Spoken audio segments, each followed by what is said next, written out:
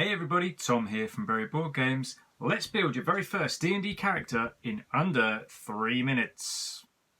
To start adventuring, you're going to need a playable character, a PC. You get to build this being from scratch. There's an example blank template in the back of the player's handbook, or you could download a legit copy of this character sheet for free from dnd.wizards.com. It represents your skills, how good or bad you are at performing certain tasks. Your equipment, your weapons, your money, your armour. It's like a pencil and paper DNA of what makes you, you. The fun part about building a character is you get to fill in this sheet according to whatever fantastical race you want to play as, plus your class, plus your background. Races, you say? Think Middle-earthy. You could play as a halfling, Frodo, a dwarf, Gimli, an elf, Legolas, a human.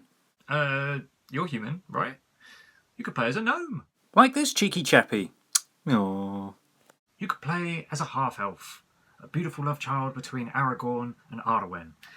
You could play as a half-orc, a beautiful love child between Aragorn and...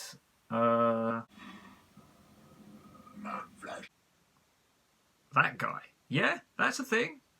Whatever race you pick, it's going to come with its own cool traits and abilities that are only applicable to you.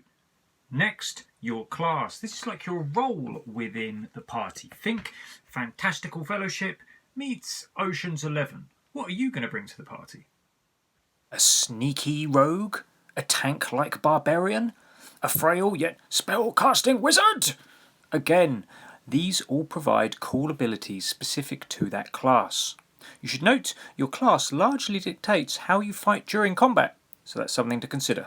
Last of all, your background. Think of this as who you were before you went on a life of adventuring and mercenary work. Again, you get some cool traits and abilities that further individualise your character. Think more about your background as a way to get to know your character and how to roleplay them, how to get into their medieval shoes, as it were.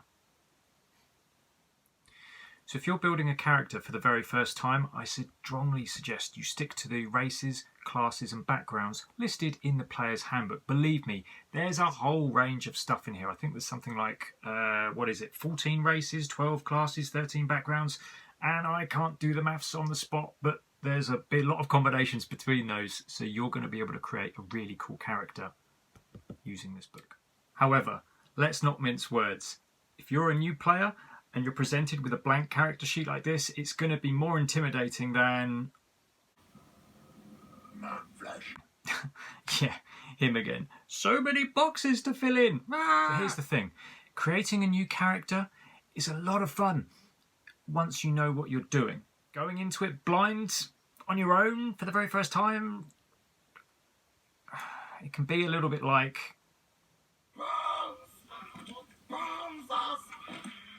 So, on the other hand, what you could consider is something like the D&D starter set. This is a self-contained package perfect for entry-level adventurers such as yourselves.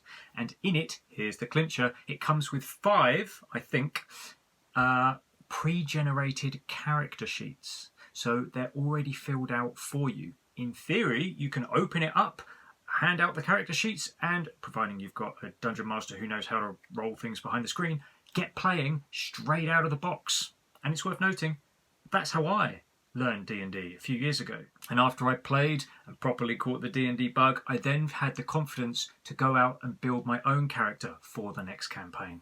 And the rest, as they say, is history.